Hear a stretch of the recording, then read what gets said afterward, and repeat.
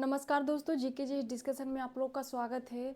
तो मेरा जो है 2 दिन से क्लास किसी कारणवश नहीं आ रहा था, थोड़ी तबीयत ख़राब हो गई थी, इसके लिए क्लास नहीं आ रही थी। तो इसके लिए सॉरी, ठीक है। क्योंकि जो है वो हम क्लास अगर 2 दिन नहीं करवाए हैं तो इसके लिए हम ज़्यादा क्वेश्चन लेकर के आएंगे आप सबके लिए, तो टेंशन लेने की बात नहीं है, ठीक है। चलिए क्वेश्चन की ओर चलते हैं। चलिए पहला क्वेश्चन कह रहा है कि फ्यूज का तार किसका बना होता है। फ्यूज का तार जो होता है वो किसका बना होता है। क्या तांबे एवं लोहा, तांबा और शीशा, शीशा एवं टीन, एवं या फिर खाली शीशा का।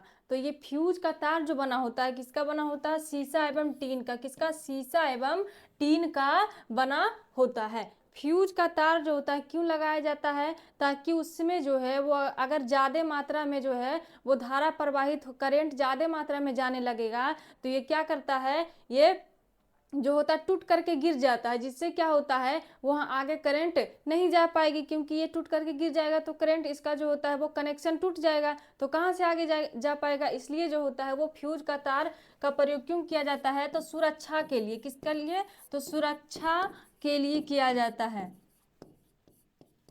सुरक्षा के लिए किया जाता है फ्यूज का तार का प्रयोग। उसमें किसका प्रयोग, शीशा और टीन की। शीशा की बात कर लें तो शीशा कितना परसेंट रहता है, तो शीशा जो होता है वो 60% रहता है। और टीन की बात कर ले तो ये कितना रहता है, तो ये लगभग 40% रहता है, ठीक है। चलिए अगला क्वेश्चन कह रहा है कि ध्वनि तरंगे जब चलती है तो अपने साथ क्या ले जाती है। ध्वनि तरंगे जब चलती है तो अपने साथ क्या ले जाती है।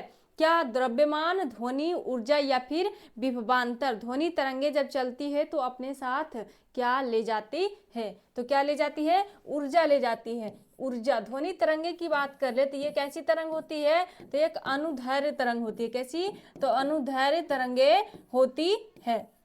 इसकी आवृत्ति की बात कर ले तो कितना होता है, 20 से लेकर 20,000 हर्ट्ज के बीच। 20 से लेकर 20,000 हर्ट्ज के बीच में होती है, जिससे जो होता है, जिस आवृत्ति को जो है मानव का कान सुन सकता है उसको हम ध्वनि तरंग कहते हैं। ध्वनि तरंग की बात कर ले तो ये जो होता है बिना माध्यम नहीं चलता है, मतलब कि ये ठोस, द्रव और गैस तीनों में चलता है। ये गमन जो करता है ठोस, द्रव और गैस, ठोस, द्रव और गैस तीनों माध्यम में चलता है। तीनों माध्यम में चलता है, ठोस, द्रव और गैस तीनों में चलता है।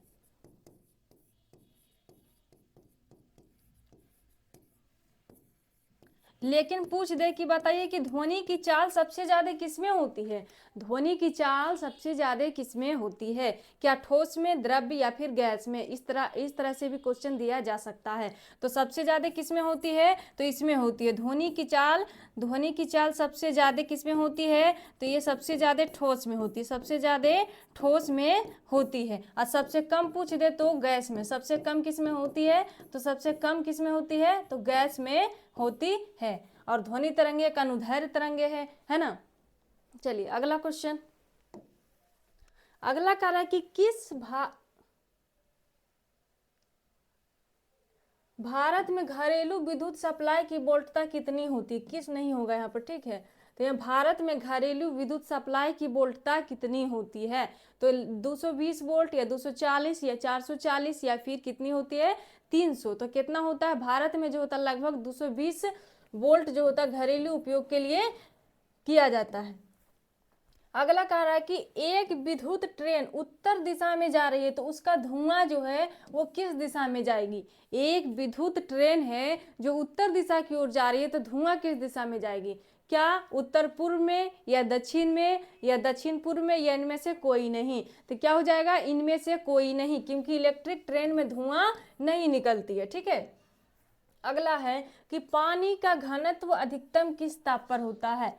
पानी का घनत्व जो होता है वो अधिकतम किस ताप पर होता है, क्या 0 डिग्री सेंटीग्रेड, -4 डिग्री या फिर 100 डिग्री, या फिर इनमें से कोई नहीं। तो इसका ऑप्शन गलती है, आप यहाँ पे सही कर लीजिएगा। यहाँ माइनस नहीं लगेगा, ठीक है, 4 डिग्री सेंटीग्रेड।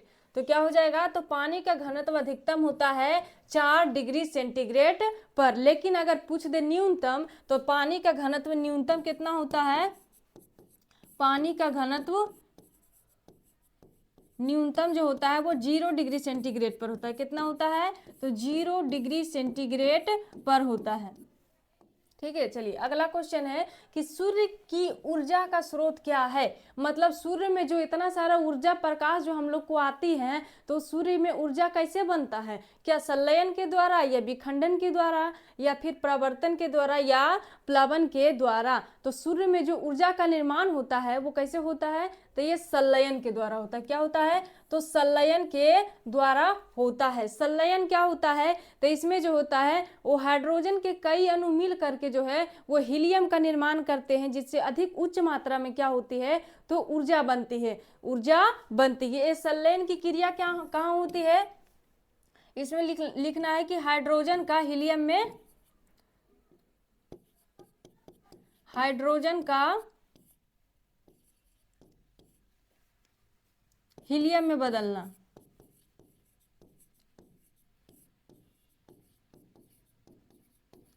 मतलब हाइड्रोजन के कई अणु मिल करके जो है वो हीलियम बनाते हैं। इससे क्या होता है? तो ऊर्जा का निर्माण होता है। और ये सब क्रियाएं कहाँ होती है? संलयन की क्रिया कहाँ होती है? तो ये कोर में होगा, कोर में होता है। कहाँ? तो ये सूर्य के कोर में, सूर्य के कोर में होता है। और विखंडन की बात कर ले तो विखंडन में क्या होता है कि एक बड़ा नाभिक जो है, नाभिक परमाणु जो है बहुत बड़ा परमाणु टूट करके जो है वो दो भाग में बट जाता है, छोटे छोटे दो भाग में बट जाते हैं। ठीक है, अगला है कि यदि एक पेंडुलम से दोलन करने वाली घड़ी को पृथ्वी से चंद्रमा पर ले जाएं तो घड़ी होगी, घड़ी क्या हो जाएगी? अगर एक पेंडुलम से दोलन करने वाली घड़ी को पृथ्वी से चंद्रमा पर ले जाएंगे तो घड़ी क्या हो जाएगी? क्या शुष्क या फिर सुस्त? यहाँ पर कर लीजिए, शुष्क या सुस्त, या फिर तेज या पृथ्वी के समान समय देगी, या फिर कार्य करना बंद कर देगी। इसका आंसर जो है क्या हो जाएगा? तो जैसा कि हम लोग जानते हैं कि गुरुत्वीय त्वरण मतलब स्मॉल जी का मान जो होता है पृथ्वी पर जितना है उसका 1/6 भाग जो है वो चंद्रमा पर रहता है ना। पृथ्वी पर, अगर पृथ्वी पर कितना है? जी है, तो चंद्रमा पर कितना हो जाएगा? तो G/6 हो जाएगा। कितना हो जाएगा? चंद्रमा पर कितना हो जाएगा? G का 1/6, यानी कि G/6 हो जाएगा। और आप लोग को पता होगा आवर्तकाल बराबर फॉर्मूला T बराबर 2π√L/G होता है। तो ये G जो होता है, अगर हम G को बढ़ाएंगे, इसको अगर हम बढ़ाते हैं तो ये घट जाता है, क्योंकि इन दोनों में उल्टा रिलेशन होता है और ये दोनों में सीधा रिलेशन होता है। लेकिन यहाँ क्या कह रहा है कि G का वैल्यू घटाएंगे, तो यहाँ पर G का वैल्यू हमको घटाना है, क्योंकि G जो है वो चंद्रमा पर कितना होगा? तो पृथ्वी का छठा, पृथ्वी का छठा। तो इसको हम जब घटाएंगे तो ये क्या होगा? तो बढ़ेगा, आवर्तकाल बढ़ जाएगा। मतलब क्या होगा? जब आवर्तकाल बढ़ जाएगा तो ये क्या होगा? घड़ी सुस्त हो जाएगी, यानी कि टाइम ज्यादा लगेगा, घड़ी क्या हो जाएगी? सुस्त हो जाएगी। ठीक है, चलिए अगला क्वेश्चन है कि जब प्रकाश की तरंगे वायु से कांच में जाती है तो कौन सा परिवर्ती प्रभावित होता है? मतलब कौन, किसमें परिवर्तन होता है? क्या तरंगदैर्घ्य, आवृत्ति तथा वेग, या केवल वेग तथा आवृत्ति, या फिर केवल तरंगदैर्घ्य तथा आवृत्ति, या फिर केवल तरंगदैर्घ्य तथा वेग? क्या बदलती है? तो इतना याद रखना है कि जब एक प्रकाश एक माध्यम से दूसरी माध्यम में जाती है तो क्या होता है? आवृत्ति नहीं बदलती है, आवृत्ति नहीं बदलती है। तो आप लोग को देखना है कि देखिए इन तीनों में आवृत्ति है तो ये तीनों आंसर नहीं होगा। तो क्या होगा? तरंगदैर्घ्य तथा वेग, तरंगदैर्घ्य और वेग बदल सकती है लेकिन आवृत्ति नहीं बदलती है। तो क्या हो जाएगा इसका आंसर? तरंगदैर्घ्य तथा वेग। अगला है कि सीमेंट के ग्राइंडिंग प्रक्रम के अंतर्गत क्लिंकर चूर्ण में जिप्सम मिलाने का क्या उद्देश्य होता है? जिप्सम मतलब क्यों मिलाया जाता है? क्या सीमेंट का रंग तथा समब्यूटी को सुधारने के लिए, या एक समान मिश्रण बनाने के लिए, या सेटिंग की दर को त्वरित करने के लिए, या फिर सेटिंग की दर को मंदित करने के लिए? तो क्यों जिप्सम क्यों मिलाया जाता है सीमेंट में? ताकि वो जल्दी सेट हो जाए, है ना, वो जल्दी जम जाए। सेट मतलब क्या होगा? तो जल्दी जम जाना। तो ये जो होता है वो सेटिंग के दर को त्वरित करने के लिए जो होता है वो जिप्सम को मिलाया जाता है। जिप्सम की बात कर ले तो इसका फॉर्मूला क्या होता है, CaSO4 into 2H2O, CaSO4 into 2H2O होता है। ठीक है, चलिए अगला क्वेश्चन है कि कौन सा पदार्थ नाभिकीय रिएक्टर में मंदक का कार्य करती है। कौन सा पदार्थ जो होता है वो नाभिकीय रिएक्टर में मंदक का कार्य करती है। मंदक मतलब किसी, अगर कोई ज्यादा गति से चल रहा है तो उसको कम करने के लिए, तो वही पूछ रहा है कि नाभिकीय रिएक्टर में मंदक का कार्य कौन करती है। क्या ओजोन या भारी हाइड्रोजन या भारी जल या फिर हाइड्रोजन पैरा ऑक्साइड। तो मंदक का कार्य कौन करती है, तो भारी जल, भारी जल या फिर क्या होता है ग्रेफाइट का छड़ या ग्रेफाइट का छड़। तो अगर ये दोनों में से कौनो रहेगा तो मार देना। ग्रेफाइट का छड़ जो होता है वो प्रयोग करते हैं मंदक के रूप में, नाभिकीय रिएक्टर में मंदक के रूप में, या तो D2O भारी जल या फिर ग्रेफाइट का छड़ का यूज किया जाता है। इसका फॉर्मूला क्या होता है, D2O। और अगर इसका अनुभार पूछ लिया जाए, अनुभार, क्योंकि ये डायरेक्ट जो है पूछ लिया जाता है अनुभार कितना होता बताइए, तो 20 होता है। ठीक है, अगला कह रहा है कि अधातुवीय समानता विद्युत का कुचालक होती है। अधातु जो होता है उसमें करंट तो नहीं जाता है, परंतु ग्रेफाइट विद्युत का सुचालक क्यों होता है, इसका क्या कारण है। ग्रेफाइट भी एक अधातु है लेकिन ये इसमें क्या होता है करंट जाती है, तो ऐसा क्यों होता है। क्या यह कार्बन का एक प्रतिरूप होता है, क्या इसमें शिथिलताबद्ध इलेक्ट्रॉन होते हैं, या फिर यह भंगुर होते हैं, या प्राथमिक ऑक्साइड बनाता है। तो ऐसा क्यों होता है, तो ये जो होता है इसमें शिथिलताबद्ध इलेक्ट्रॉन होते हैं। क्या शिथिलता मतलब कि ये इसमें मुक्त इलेक्ट्रॉन को मुक्त करता है, जिससे ये क्या होता है, तो ग्रेफाइट जो होता है विद्युत का सुचालक हो जाता है। ठीक है, अधातु होते हुए भी। चलिए अगला क्वेश्चन है कि भोपाल गैस त्रासदी के लिए कौन सा बहुराष्ट्रीय कंपनी जिम्मेदार है। भोपाल गैस त्रासदी, भोपाल मध्य प्रदेश के भोपाल शहर में जो 3 दिसंबर 1984 ईस्वी को एक जो है कंपनी में विस्फोट हुआ था, उसमें जो होता है भारी मात्रा में जो होता है एक विषैली गैस का जो है वो विषैली गैस उससे निकला था। तो वही पूछ रहा है कि कौन सी कंपनी में ऐसी घटना हुआ था।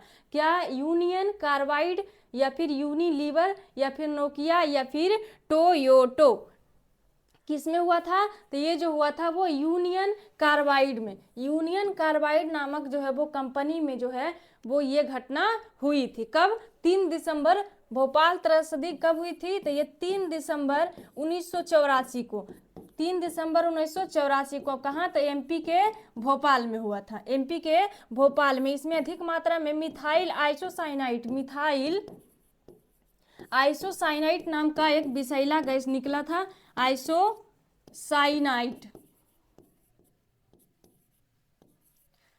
इसका सूत्र क्या होता है, तो इसका सूत्र जो होता है वो C2H3NO होता है, C2H3NO होता है। इससे जो होता है वो काफी मात्रा में क्षति भी हुई थी। ठीक है, चलिए अगला क्वेश्चन है कि निम्नलिखित में से कौन एक महत्वपूर्ण हरित गृह गैस है। हरित गृह गैस इनमें से कौन है महत्वपूर्ण, मुख्य रूप से। क्या कार्बन मोनोऑक्साइड या कार्बन डाइऑक्साइड या फिर हाइड्रोजन या सल्फर डाइऑक्साइड। तो क्या पूछ रहा है कि बताइए कि इनमें से एक महत्वपूर्ण हरित गृह गैस कौन है। तो इसमें एक हरित गृह जो है वो कार्बन डाइऑक्साइड है। क्या है, कार्बन डाइऑक्साइड। इसके अलावे जो होता है वो नाइट्रस ऑक्साइड होता है, नाइट्रस ऑक्साइड होता है, मीथेन होता है, मीथेन।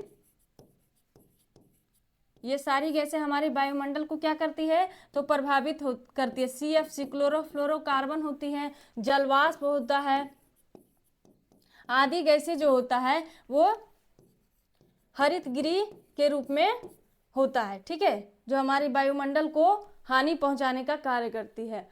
अगला क्वेश्चन कह रहा है कि निम्नलिखित में से जल में घुलने पर विद्युत का चालन नहीं करता है। बताइए कि इन चारों में से अगर हम जल में किसको घुलाएंगे तो ये विद्युत का चालन नहीं करेगी। क्या, लवण या हाइड्रोक्लोरिक अम्ल या चीनी या फिर नींबू का रस। तो कौन हो जाएगा इसका आंसर, तो चीनी। चीनी को जब हम जल में घुलाते हैं तो ये विद्युत का चालन नहीं करती है, बाकी ये तीनों करती है। चीनी क्यों मिलाई जाती है? तो चीनी एक ऐसा पदार्थ है जो क्या करती है, तो जल को मीठा बनाने के लिए इसका यूज किया जाता है ना। अगला है कि हैबर प्रक्रम किस औद्योगिक उत्पादन के लिए प्रयुक्त होता है? हैबर प्रक्रम विधि द्वारा जो है वो किसको तैयार किया जाता है? क्या अमोनिया को, एल्यूमिनियम को, हाइड्रोजन पेरोक्साइड को, या इनमें से कोई नहीं? तो ये जो था हैबर प्रक्रम के द्वारा किसको, तो अमोनिया को तैयार की जाती है। किसको? अमोनिया को तैयार किया जाता है। इसका जो होता है क्या होता है, फॉर्मूला NH3 होता है। हैबर प्रक्रम में, इस प्रक्रम में अगर पूछ दे कि बताइए कि उत्प्रेरक के रूप में कौन कार्य करता है, उत्प्रेरक के रूप में कौन कार्य करता है, तो इसमें उत्प्रेरक के रूप में Fe काम करता है, Fe कार्य करता है, आयरन। ठीक है, तो ये दोनों क्वेश्चन याद रखना है। अगला है कि कौन सा अम्ल जो है वो कांच को घोल सकता है? कौन सा अम्ल जो है वो कांच को घोल सकता है? हाइड्रोक्लोरिक अम्ल, नाइट्रिक अम्ल, हाइड्रोफ्लोरिक एसिड, या फिर एसिटिक एसिड, या एसिटिक एसिड। कौन सा है अम्ल जो कांच को जो है वो अपने में अच्छी तरीके से घोल लेगा? तो ये हाइड्रोफ्लोरिक एसिड, ये एक प्रकार का क्या होता है, तो विषैला पदार्थ होता है। इसमें अगर आप कांच डालते हैं तो ये क्या करता है, उसको अच्छी तरीके से अपने में घोल ले जाएगा। ठीक है, अगला क्वेश्चन है कि वातावरण में रासायनिक निष्क्रिय गैस उपस्थित है। वातावरण में रासायनिक निष्क्रिय गैस कौन सा उपस्थित है? तो हमारे वायुमंडल में सबसे ज्यादा कौन होता है, तो नाइट्रोजन होता है। नाइट्रोजन कितना होता है, नाइट्रोजन 78% होता है, जो सबसे ज्यादा होता है। उसके बाद जो होता है वो ऑक्सीजन होता है, कितना, तो 21% होता है। और तीसरा नंबर पर पूछे, तीसरा नंबर पर कौन हो जाएगा, तो निष्क्रिय गैस कौन हो जाता है, तो आर्गन हो जाता है। क्या होता है, आर्गन जो होता है वो कितना था, 0.93%, जो कि एक निष्क्रिय गैस है। निष्क्रिय गैस जो होता है ये कैसा होता है, तो रंगहीन होता है, गंधहीन होता है, मतलब ये किसी से क्रिया और या नहीं करता है। तो निष्क्रिय गैस के रूप में सबसे ज्यादा कौन पाया जाता है, तो ये आर्गन। ये क्वेश्चन भी आ सकता है कि बताइए कि वायुमंडल में जो है वो तीसरे नंबर पर सबसे ज्यादा कौन आती है, तो ये कौन हो जाएगा, आर्गन। उसके बाद जो होता है वो कार्बन डाइऑक्साइड आता है। क्या, कार्बन डाइऑक्साइड इसके बाद आता है, फिर उसके बाद अन्य गैसें आती है। ठीक है, तो ये निष्क्रिय गैस की बात कर ले। निष्क्रिय गैस की जब हम बात कर लेते हैं तो इसको जो होता है नोबेल गैस के नाम से भी जाना जाता है। इसको क्या कहा जाता है, नोबेल गैस। ये जो होता है आवर्त सारणी के वर्ग कितना में मिलता है, तो आवर्त सारणी के वर्ग जो है वो 18 में मिलता है। वर्ग कहिए या फिर समूह कहिए, समूह 18 में ये तत्व को देखे जाते हैं। निष्क्रिय गैस जो होता है वो प्रकृति में निष्क्रिय गैस कितना है, तो 6 है। 6 निष्क्रिय गैस है। कितने हैं, तो 6 निष्क्रिय गैस हैं। 6 निष्क्रिय गैस है। कौन कौन है ये हम लिख देते हैं यहाँ पर। ठीक है, पहला जो है वो हीलियम है। कौन कौन है, तो हीलियम है। दूसरा कौन है, नियोन है, नियोन। तीसरा कौन है, तो आर्गन है, आर्गन। चौथा की बात कर ले तो कौन है, क्रिप्टन है, क्रिप्टन, क्रिप्टन। पांचवा कौन है, तो जेनॉन है, जेनॉन। और चौथा जो है रेडॉन है, छठा रेडॉन है। छठा कौन है, तो रेडॉन है। ठीक है, चलिए अगला क्वेश्चन है कि प्रकाश संश्लेषण का अंतिम उत्पाद कौन सा होता है? जब प्रकाश संश्लेषण की क्रिया होती है पेड़ पौधे में तो अंतिम उत्पाद कौन सा होता है? क्या कार्बोहाइड्रेट्स, या कार्बन डाइऑक्साइड, या ऑक्सीजन, या फिर क्या, तो जल। तो ये क्या हो जाएगा, प्रकाश संश्लेषण का अंतिम उत्पाद क्या होता है, ऑक्सीजन होता है।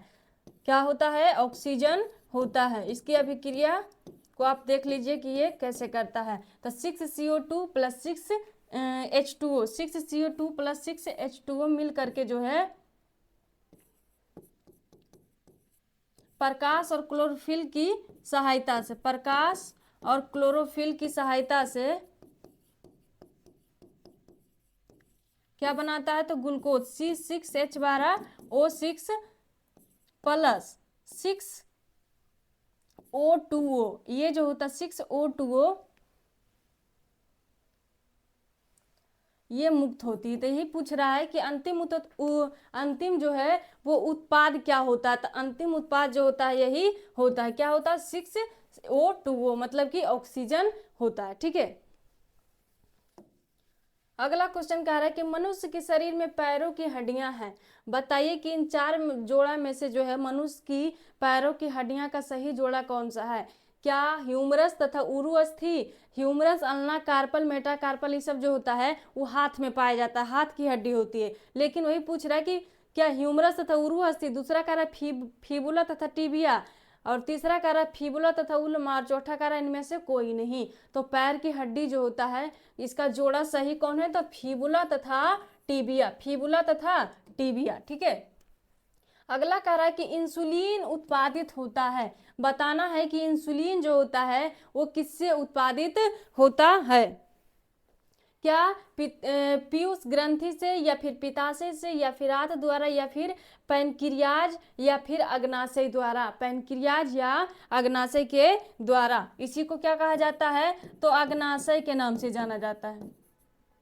तो ये इंसुलिन का स्राव कहाँ से होता है, तो इंसुलिन का स्राव जो होता है वो अग्नाशय के बीटा सेल से, बीटा सेल से होता है। कहाँ से, तो अग्नाशय के बीटा सेल से होता है। इंसुलिन की हम बात करें तो ये क्या करता है, ये जो होता है शरीर में ग्लूकोज की मात्रा को नियंत्रित करता है, ग्लूकोज के उपापचय की मात्रा को नियंत्रित करता है। इसका कार्य क्या होता है, इसका कार्य जो होता है तो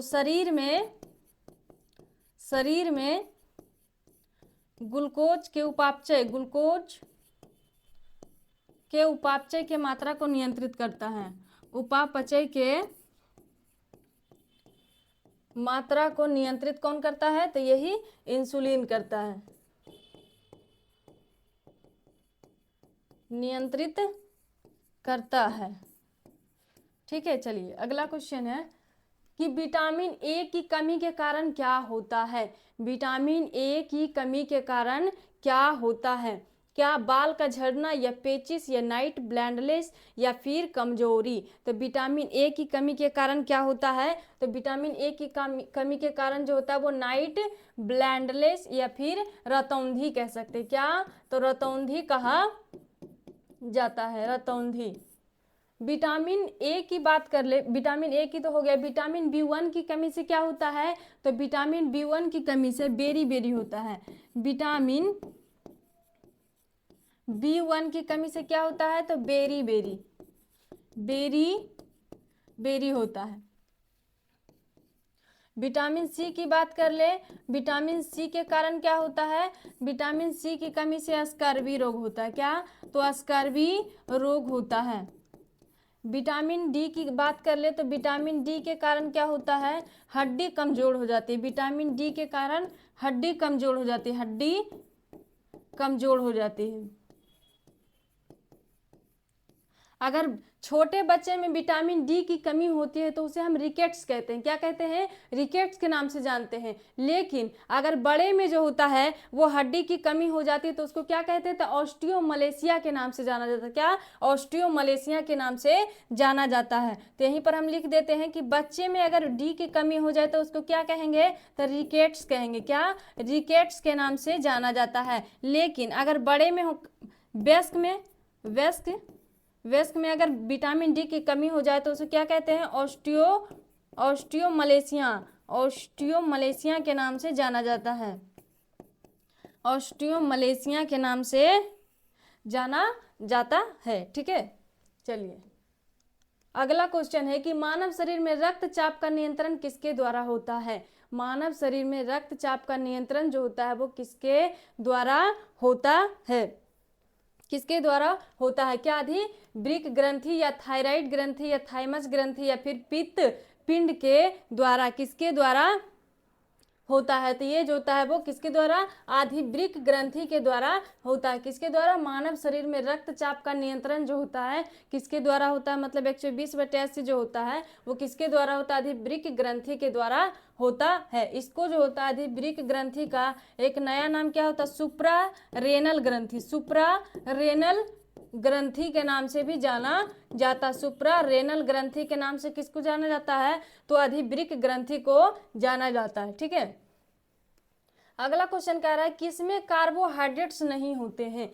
क्या जीवाणु, विषाणु, कवक या फिर पादप? किसमें जो होता है वो कार्बोहाइड्रेट्स नहीं होते हैं? तो ये विषाणु में क्या होते हैं? कार्बोहाइड्रेट्स नहीं पाए जाते। विषाणु में कार्बोहाइड्रेट्स नहीं पाए जाते हैं। अगला है कि भूमिचरों में तीव्रतम स्तनधारी कौन है?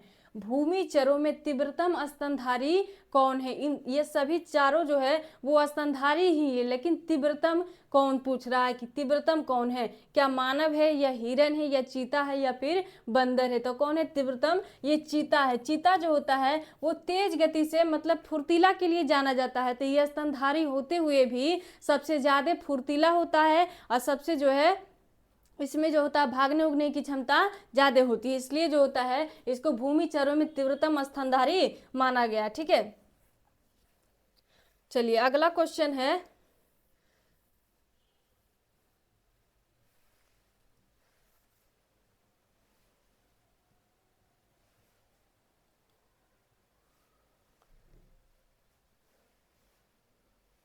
अगला क्वेश्चन कह रहा है कि इनमें से कौन मादा लिंग हार्मोन है? मादा लिंग हार्मोन बताना है कि इनमें से कौन है? प्रोजेस्टेरोन, इंसुलिन, एड्रेनलिन या फिर मेलाटोनिन? तो मादा लिंग हार्मोन कौन है? तो ये प्रोजेस्टेरोन है। क्या है? प्रोजेस्टेरोन। अगर पुरुष वाला पूछ दे कि पुरुष लिंग हार्मोन क्या होता है? पुरुष लिंग हार्मोन तो टेस्टोस्टेरोन। क्या होता है? मादा लिंग पुरुष लिंग हार्मोन में क्या होता है? तो टेस्टोस्टेरोन होता है। टेस्टोस्टेरोन होता है। टेस्टोस्टेरोन ये दोनों हार्मोन जो होता है वो व्यक्ति में जो होता है, चाहे महिला हो या पुरुष हो, ये वयस्क हो जाने पर जो है उत्तेजित होता है, उत्तेजित करने का कार्य करता है। ये क्या करता है? तो उत्तेजना को बढ़ा देता है। और ये प्रोजेस्टेरोन क्या करता है? तो ये जो होता है गर्भा अवस्था के दौरान जो होता है ये काफी ज्यादा भूमिका निभाती है। प्रोजेस्टेरोन गर्भावस्था के दौरान ज्यादा मात्रा में निकलती है, इसकी जरूरत होती है ना। तो चलिए आज की 25 क्वेश्चन हो गया है समाप्त। तो आप लोग को अगर इसका नोट्स चाहिए तो फिर टेलीग्राम से जुड़ना पड़ेगा, जीके जीएस डिस्कशन ऑफिशियल। ठीक है, मैं क्लास को जो जैसे ही अपलोड करती हूँ उसके बाद जो होता है वो पीडीएफ को डाल देती हूँ। तो जिन भाई बहन को अगर मेरा क्लास अच्छा लगता है तो प्लीज़ शेयर कीजिए। ठीक है, तो ठीक है आज यहीं तक। और बाकी जो क्लास मिस्टेक नहीं हो पाया है 2-3 दिन, उसके लिए मैं क्षमा चाहती हूँ, क्योंकि अगर हमको टाइम मिलेगा तो 25 क्वेश्चन की जगह पे हम 50 क्वेश्चन भी लेके आएंगे। तो आप लोग को टेंशन नहीं लेना है। ठीक है, तो ठीक है आज यहीं तक। जय हिंद।